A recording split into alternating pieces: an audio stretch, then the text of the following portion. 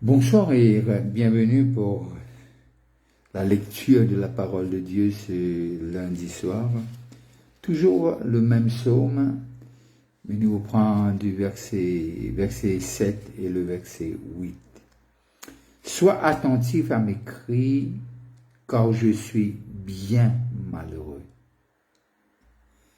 Délivre-moi de ceux qui me poursuivent, car ils sont plus forts que moi. Tire mon âme de sa prison, afin que je célèbre ton nom. Les justes viendront m'entourer quand tu m'auras fait du bien. Que Dieu bénisse la lecture de sa parole. Et moi salue ceux qui sont connectés localement et ceux qui sont connectés de l'étranger. Et là, nous trouve David qui écrit ce psaume et qui lui dit, il y a une situation difficile, il y a une caverne et il peut être poursuivi par le roi Saül. Et là, nous trouvons que cet homme, il commence à dire des choses qui vraiment montrent nous de ce que l'humain nous donne, le David qui est Goliath, nous donne le David qui finit tuer les loups et les lions. Et là nous arrive dans une place que nous trouvons David qui dit « Sois attentif à mes cris, car je suis bien malheureux. » Waouh! Délivre-moi de ceux qui me poursuivent, car ils sont plus forts que moi. Il paraît négatif, mais tout ce qu'il peut dire vrai. Il paraît négatif, mais tout ce qu'il peut dire vrai. Vous connaissez, nous apprenons qui quand un quelqu'un malheureux, David dit, je suis bien malheureux. Et délivre-moi de ceux qui me poursuivent quand ils sont plus forts. Et comme si il fait nous comprendre qu'il est déprimé, il est fatigué, il est un peu à bout de souffle, un peu prêt pour abandonner. Et il dit, je suis bien malheureux. Et il dit même, délivre-moi de ceux qui me poursuivent, car ils sont plus forts que moi. Mes amis, il dit, ils sont plus forts que mon Dieu. Les amis, il dit, bon Dieu, ceux qui peuvent suivre moi, plus forts que toi. Le Dieu d'Abraham, le Dieu d'Isaac et le Dieu d'Israël. Il ne pas dire ça. Le Dieu saint les reconnaît qui les affaiblir, les reconnaît qui van la plus grand nombre, plus fort, mais jamais les dire qu'ils sont plus grands que mon Dieu. Ils sont plus grands que Jéhovah. Vous connaissez les situations arrivées parfois, il nous dit des choses avec nous la bouche qui difficile. On le dit, bon, on va aller parce qu'on l'a dit. Je pense que tout le monde est coupable de ça. Mais lorsque nous lisons le texte, nous arrivons à comprendre que David vraiment à bout. Et très souvent, quand on est à bout, qui nous cause comme ça. Et moi, pensez ou capable d'identifier si un humain, ou capable d'identifier dans ce que David peut dire. Il dit, car ils sont plus forts que moi. Et puis le verset 8, il dit, tire mon âme de sa prison, afin que je célèbre ton nom. Et là, David cause d'une prison. Nous pas connaît qui prison vraiment il peut causer. Or, nous capables de faire une hypothèse, peut-être sa prison là, c'est la cave dans laquelle il se trouve là. Il y a plusieurs hypothèses. Mais c'est moi ce qui est intéressant, il dit, tire mon âme de sa prison. Il ne dit pas tire mon corps, il dit tire mon âme. Vous connaissez prison, il a tout cas été prison. Il y a une prison qui nous construit nous-mêmes. Ça prend des années pour nous construire ça. Il est tellement fort qu'il nous vraiment éliminer une prison. Parfois, il y a une prison de dépendance. Nous dépendons d'une substance pour nous capables de vivre. Parfois, il y a une prison d'une situation qui peut garder nous captifs. Parfois, il y a une prison de la maladie, il y a une prison de manquement, il y a une prison de solitude, il y a une prison d'abandon, il y a une prison parce que nous avons tellement du mal qui nous vient vraiment montre nos propres prisons et nous sentir ça comme si c'est nos refuges. Mais réalisez que ça, même David là dans les autres psaumes, il dit tu es mon refuge, tu es ma forteresse, tu es mon appui, tu es ma haute retraite. Et c'est le même David qui dit ça. Mais dans ce texte, il dit tiens mon âme de sa prison. Il dit tiens mon âme de sa prison, virgule, afin que je célèbre ton nom. C'est difficile de louer Dieu quand on est emprisonné. Peu importe qui nous en prison l'a été. Nous pas pour énumérer. C'est difficile, sûrement pour dire moi, Paul et Silas, oui, mais simplement nous peut cause de David et nous peut cause dans le texte qui nous peut trouver ici là. Et il dit quelque chose, il dit tiens mon âme de sa prison afin. Vous connaissez quand nous emprisonnés, c'est difficile même pour nous lever nos la main. C'est difficile pour nous vraiment tirer nous la voix. Comme si il y a une boule qui empêche nous louer Dieu. Bien qu'il la louange, c'est pas qu'il sentait. La louange, c'est faire la volonté de Dieu. C'est ça la louange. La louange, c'est quand on obéit et nous fait ce que Dieu peut nous faire. C'est ça la louange. La louange n'est pas santé. Mais on comprend que David même, il dit loué.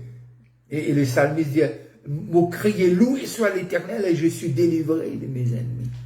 Mais retournons au texte. Il dit comme ça, tire mon âme de sa prison. Parce que il arrivé à comprendre, il n'est pas capable de louer. Parce que c'est un psalmiste. Et David, c'est quelqu'un qui n'a aucune inhibition pour louer Dieu avec ma danse, avec mon instrument, et il se sentirait libre. Mais là, il n'est pas capable. Et mon pensée, il manque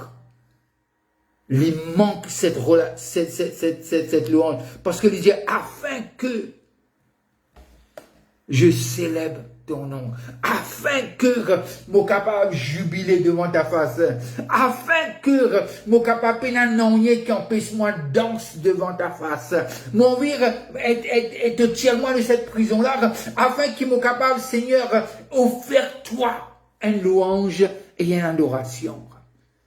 Et pour moi, lorsque je lis ce texte, il fait moi énormément de bien, et il fait moi comprendre de ce qui est, il pas peut pitoyer le seau. Non. Il pas peut pitoyer le seau, mais simplement, il peut raconter une vérité. Nous quand pitoyer le seau, nous mêmes affaires les années après les années. Parfois, on a dit, nous pas envie même passe un petit moment où sentir la tête gonflée, tellement négatif. Il n'est pas négatif, David. Non. Il peut vivre une réalité. Parce que comment mon cardio n'est pas négatif, quand on lit tout ce psaume, on va arriver à comprendre c'est un homme très positif. Quand nous dire la vérité qui nous peut vivre, c'est pas notre négatif. Mais si nous continuons, reste là, il tourne en négatif et il tourne parfois même nous vîmes mandimoun amer et mandimoun qui n'est pas bon pour être avec. Tire-moi de sa prison dans laquelle moi j'étais là. Est-ce que c'est une prison qui vraiment l'infère lui-même? C'est une prison qui les autres peuvent remettre, mais il a une difficulté. Il n'est pas pécado. Il dit, quand tiens mon âme, il va pas dire sur les corps, il dit mon âme. Nous connaissons l'histoire de Tite-Lag. L'histoire de Tchiklak, nous arrivons à comprendre ceux qui étaient avec lui, les guerriers. À un moment donné, ils avaient cause depuis envie de lapider. Il dit non que David, il prend courage dans le Seigneur. David sans courage, il prend courage. Et là, j'aime l'anglais. David, he said he strengthened himself in the Lord. Et là, le texte dit à moi comme ça, lorsque je continue, il dit non seulement afin qu'il me capable de célébrer toi, mais il dit quelque chose après. Il dit le juste viendra m'entourer quand tu m'auras fait du bien. Est-ce que Dieu m'a fait David du bien? David c'est un héros. Et là, ce qui cause sa problème qu'il ait pu passer dans le psaume 42, là, il peut fuir là, c'est à cause de l'onction sur sa vie. Bien sûr, on peut dire, l'onction brise le joug, mais l'onction parfois attire des problèmes. Mais c'est pas un problème qui emprisonne nous. Mais c'est pendant le dernier mot. Parce que nous, bon Dieu, envie éclate sur la gloire. Joseph s'est choisi pour être haut placé. Mais il trouve nous être vendu comme un esclave. Il est vendu comme un esclave. Il finit appelé. Les visions et les rêves de Joseph est clair et net. Mais pendant 13 ans, il galéré. De 17 à 30 ans. Parfois, nous disons l'onction, ou bien nous dire les choses, Dieu parle avec nous, nous commençons à dire des choses qui ne sont pas vraies. Et très souvent, de fois, l'onction attire des problèmes. Mais ce n'est pas des problèmes qui pourront vraiment détruire nous. Le problème n'a pas qu'à détruire nous, ça. Mais ils attaquent nous. Mais c'est un moment que Dieu venir et il fortifie nous. Nos relations avec Dieu, les viennent solides, ils sont cimentées. Et plus du monde fait du mal, comme si, je dirais, juste pour servir une illustration, comme si Dieu verse encore dans le couple là débordé. Et lorsque les ouins nous la tête, nous coupe débordés, quelle illustration, qu'est-ce qu'un couple a à faire lorsque l'onction nous la tête, non, la coupe là, lui montrer quelque chose de ce que à partir de cette abondance de l'onction qui nous peut fonctionner, à partir de cette grâce sur grâce, miséricorde, chaque matin il se renouvelle, la miséricorde de Dieu chaque matin. Alors Dieu a envie de faire de toi et de moi un sujet que les gars et les autres, c'est mon fils, c'est ma fille bien-aimée. Et alors, d'arriver à comprendre, David dire, oui, les situations difficiles, mais simplement, moi, je dois donne-moi le courage, libère mon âme, afin qu'il me capable, là, même dans sa caverne là, me boulot et toi. Et d'arriver à comprendre dans le Nouveau Testament, dans l'Acte des Apôtres, quand Paul et Silas, et voilà, batturent et enchaînèrent, et je dis non. C'est pas ça. Dieu a un bon plan pour moi. C'est pas un plan de malheur.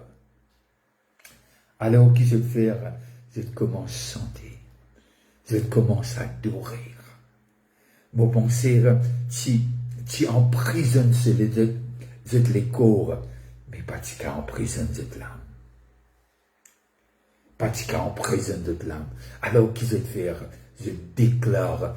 C'est quoi la louange? Nous déclare les oracles, nous déclare la grandeur, nous déclare le chant et la louange, c'est qu'il y a une déclaration dans l'atmosphère. Qui est Dieu? Qui est Dieu? Et alors, c'est ce qu'ils veulent faire, Paul et Silas. Retournons à David.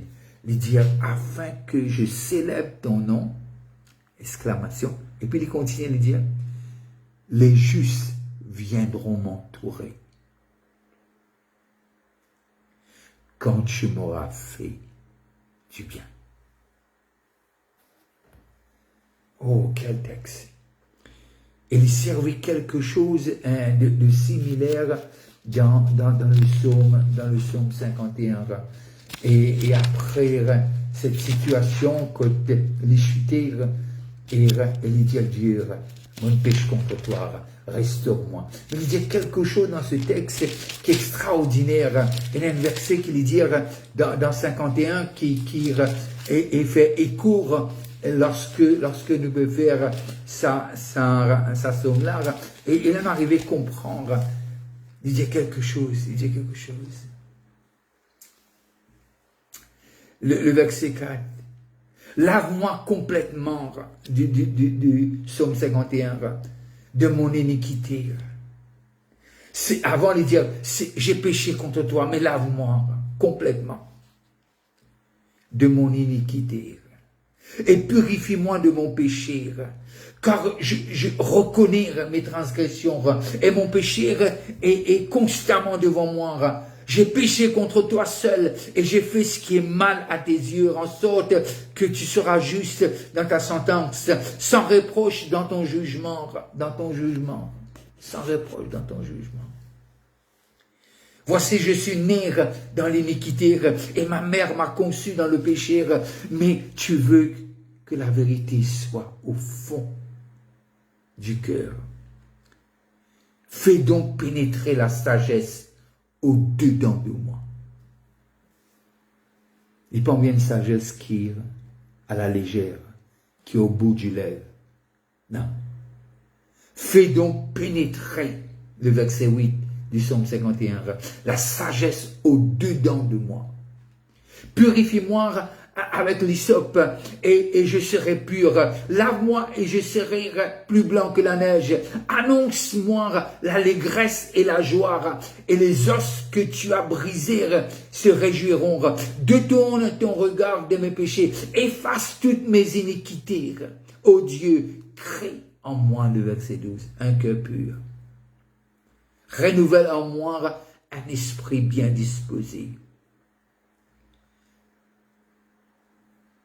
Le verset 14, rends-moi la joie de ton salut et qu'un esprit de bonne volonté me soutienne. Le verset 15, j'enseignerai tes voies à ceux qui les transgressent. Il a transgressé. Il a dit, quand tu lave-moi, Seigneur, quand tu purifies-moi, quand tu sanctifies-moi, mon bon saint de la voix à ceux qui les transgressent. Et les pécheurs reviendront à toi. Il paraît cela, puis toi le se sauve. Il dit, restaure-moi. Et mon pourra dire, à un pécheur qui te fait dans mon avis. Et je pouvais vers toi.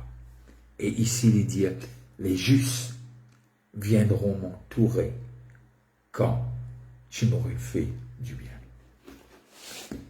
J'espère que ce texte vous a béni, comme ce texte m'a béni. Et David, c'est un homme selon le cœur de Dieu. Mais moi, pensez que la vie de David est écrite. Moi, ne pense pas tout. Moi, pense une grande partie. Et afin d'encourager quelqu'un, d'une personne qui nous regarde ce soir. Je ne sais pas, tu es au fond de quelque chose qui paraît insurmontable. Mais David dira, ils sont plus nombreux ceux qui sont contre moi. Ils sont plus forts. Mais il n'a jamais dit qu'ils sont plus forts que mon Dieu.